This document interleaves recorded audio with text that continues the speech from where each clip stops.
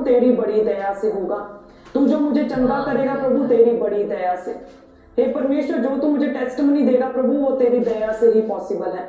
आत्मिक जीवन को जीते रहना है और सोच क्या रखनी है कि प्रभु तेरी दया से, परमेश्वर तेरी दया से मैं जीता हूँ, तेरी दया पर भरोसा है, तेरी दया से मैं हील होता हूँ।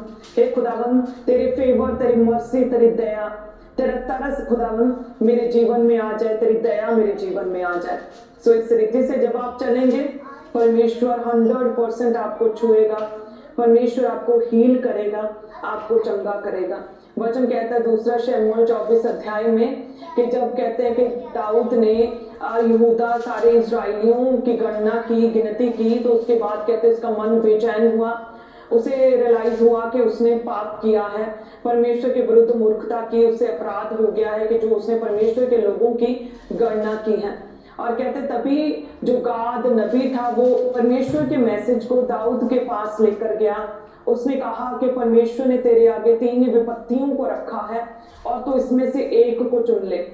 मीन्स के 3 ऑप्शंस परमेश्वर ने दाऊद के आगे रखे कि तू उसमें से एक चुन ले कि तुझे कौन सी सजा मिले इस गलती के लिए। तो गाद ने बताया कि पहला ये है कि या तो तू कुदरती आपदाओं को चुन ले, यानी कि 7 वर्ष तक तेरे राज्य में, तेरे देश में अकाल पड़ा रहे। दूसरा, या तो तू इंसान को चुन ले, यानी 3 महीने तक तेरे शत्रु तेरा पीछा करे और तू उनके आगे से भागे। या फिर तीसरा कि अपने आप को परमेश्वर के हाथों में दे के 3 दिन तक तेरे राज्य में मरी फैली रहे। तो तू तीनों में से चुन ले कि क्या तेरे साथ किया जाए। और कहते हैं कि तब दाऊद कहता है, जब हम पढ़ते हैं दूसरा शमूएल 24 अध्याय उसके 14 में कि मैं बड़े संकट में हूं इस समय, तो हम यहोवा के हाथ में पड़े। दाऊद ने तीसरे ऑप्शन को चुना कि 3 दिन तक मरी फैली रहे। वो कहता है कि हम यहोवा के हाथ में पड़े। ऐसा क्यों उसने चुना 3 दिन की मरी को? 3 महीने तक शत्रु उसके पीछे लगे रहते तो हो सकता है वो बच जाता, जिस तरह से वो शाऊल से भी तो बचा ही था, तो अब भी बच जाता। या फिर वो कुदरती आपदाओं 7 वर्ष तक अकाल पड़ा रहता तो इसे भी तो वो चुन ही सकता था। लेकिन 3 दिन तक मरी फैली रहे, ये क्यों चुना? क्योंकि वो कहता है कि हम यहोवा के हाथ में पड़े, कि मरी परमेश्वर की ओर से होगी।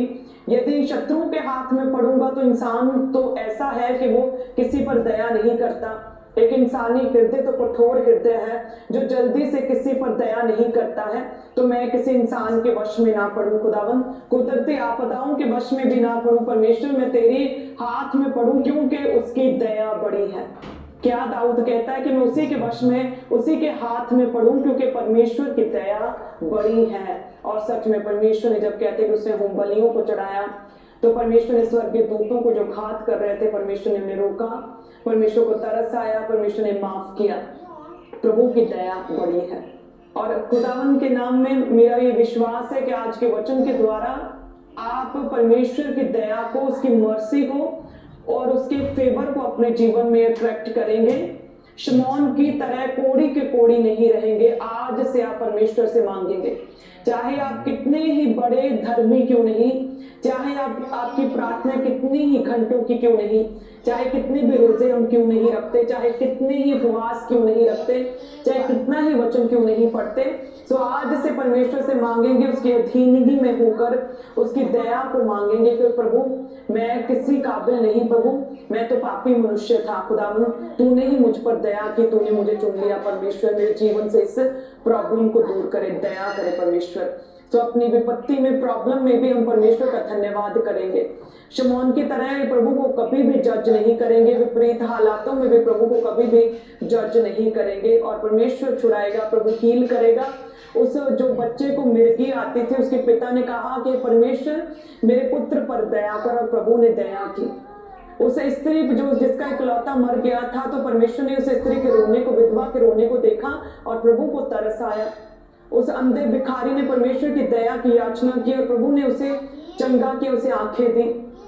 जो डाकू आखिरी क्षणों में जो मर रहा था, मर्डरर था, कितना बड़ा पापी था, प्रभु पर तो कोई भी जो पाप, कोई भी दोष साबित नहीं हुआ था, लेकिन जो दाहिने बाइने टांगे गए थे डाकू, उन्होंने तो पाप किया था ना।